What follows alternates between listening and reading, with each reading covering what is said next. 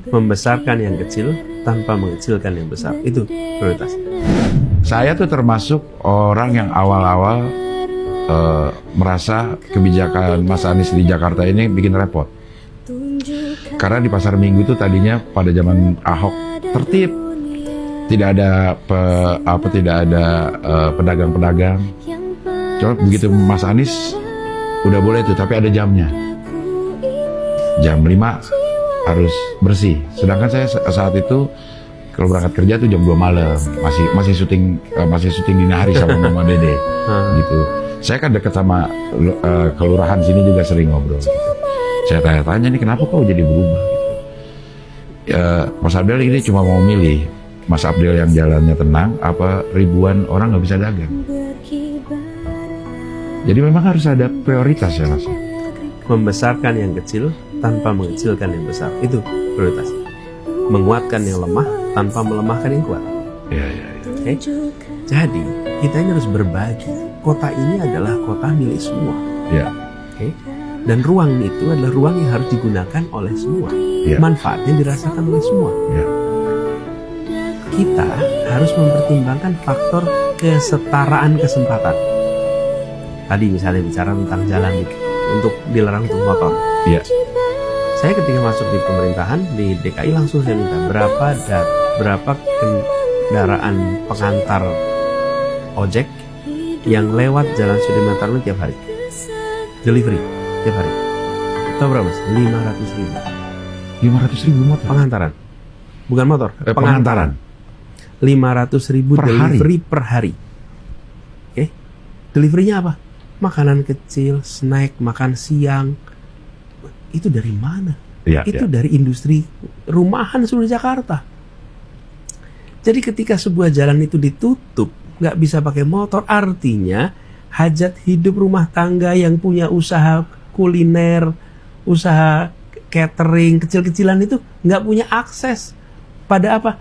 Pada pusat perekonomiannya Indonesia. Ya. Di mana adilnya? Ya, Jadi kita pengen bikin nyaman siapa? Yang naik mobil nyaman. Dan yang mau pada dagang, pada hidup. Terus sebentar, ini Republik itu siapa? Ya. Coba sekali-sekali datang ke tempat markasnya orang yang namanya dipasang di situ. Namanya Jenderal Sudirman. Itu datang ke markasnya di Pacitan sana. Terus lihat betapa sederhananya dan beratnya hidup dia ketika mempertahankan Republik ini. Itu cuma pakai dipan sampai dengan tikar, dan dia tidur di situ dalam kena TBC untuk bertempur demi Republik ini bertahan. Untuk apa? Untuk Republik ini bisa untuk semua. Sekarang namanya orang yang berjuang seperti itu, kita pasang di jalan paling lebar di Republik ini, dan jalan paling lebar itu mau dipakai hanya untuk mereka-mereka yang makmur? No way. Harus bisa dirasakan manfaatnya oleh semua, seperti nama orang yang namanya dipancangkan di tanah itu. Dan itu komitmen saya. Saya bilang, enggak, buka jalan itu, biarkan 500.000 pengantaran orang-orang kecil itu bisa mengantarkan ke tempat paling maju. Yang kedua, Jalan Sudirman itu dipakai hanya untuk mobil. Pernah jalan-jalan di Sudirman? Nggak pernah. Semua itu dipakai hanya untuk mobil masuk. Sepanjang lebar itu. Sekarang jadi trotoar. Ya. Artinya apa? Bisa orang jalan kaki. Sekarang silakan jalan kaki situ. Itu adalah satu contoh namanya complete street. Ini prinsip keadilan. Yang jalan kaki dapat jalannya, yang jalan untuk sepeda ada jalannya, yang jalan untuk mobil ada jalan, yang bermotor ada, yang umum ada. Apa yang terjadi? Itu namanya demokratisasi jalan termahal di Republik ini.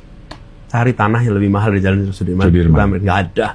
Itulah tempat yang paling mahal di Republik ini. Terus tempat itu dinikmati oleh siapa? Ya hanya mereka yang bisa bekerja di situ. Sekarang anak-anak dari kampung dan orang tuanya jalan-jalan ke situ. Ada JPO. Ya. Ada pinisi, terus mereka jalan-jalan. Apa sih yang terjadi? Bang, saya itu mau bicara di kampung juga, di Jogja gitu. Ya. Datang ke sini, bayangin sekarang, Mas Abel, kalau misalnya orang tua dengan anak sambil jalan di Sudirman, jalan kaki, terus bapak ibunya bilang, nah kau belajar yang rajin ya, dan nanti suatu saat kau bisa kerja di gedung yang tinggi itu. Jalan kaki dari situ. Dulunya jalanan itu hanya bisa dilewati mobil, nggak bisa untuk jalan kaki. Jadi siapa yang ke sana? Yang memang bekerja di situ. Yang tidak bekerja di Jalan Jenderal Sudirman tidak ada urusan lalu lalang di jalan termahal di Republik ini. Okay? Begitu sekarang didemokratisasikan, siapa saja bisa menikmati jalan paling mahal di Republik ini. Nggak harus pakai motor, nggak harus pakai mobil. Jalan kaki aja. Jalan kaki aja. Jadi konsepnya adalah kesetaraan, keadilan. Dan itu yang kemudian dicontohkan dalam satu jalan ini. Begitu juga dengan kebijakan-kebijakan yang lain. Saya sering analogikan gini, Mas Abel. Kita ini kalau udah dapat, nggak kepengen orang lain dapat, Mas. Kadang-kadang bukan nggak pengen, nggak mikirin. Nih, kalau kita datang acara, orang rebutan selfie. Ya. Pak desak-desakan rebutan selfie. Setelah selfie, nanti setelah kita udah desak-desakan gitu, nanti ada yang bilang tuh, udah. Pak Anies capek. Udah selfie-nya, udah. Yang bilang gitu siapa? Yang udah foto. Yang udah foto. Iya. Nah, kita ini masuk ke Jakarta, semuanya pada naiknya ke bis zaman dulu. Ya kayak kita ini. Iya. Numpang di keluarga, kemudian akhirnya sekarang dapat tempat. Ini kenapa generasi berikutnya mau pada nyari hidup di Jakarta, kita halang-halangin tuh.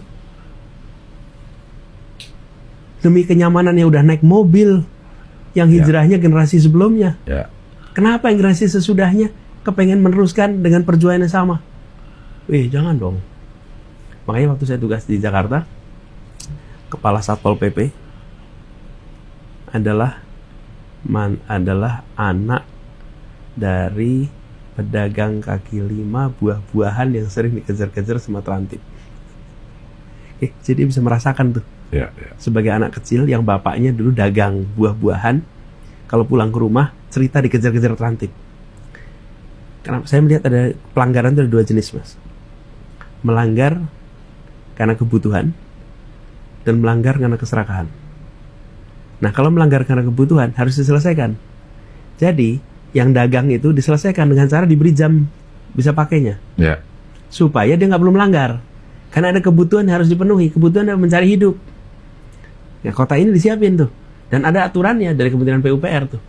Berapa luas yang bisa dipakai, berapa lokasinya. Di seluruh dunia juga ada namanya street vendor. Street vendor itu kan dagang kaki lima. Ya. Ada aturannya, jam berapa mulai, jam berapa tutup. Itu. Lalu, yang melanggar karena keserakahan, nah itu hukumannya pakai hukuman menjerakan. Karena dia melanggar karena serakah. Ya, contoh, gedung-gedung yang tinggi tuh, ngambil air dari dalam tanah. Nah, itu melanggar karena keserakahan. Ini malah nggak pernah diperiksa.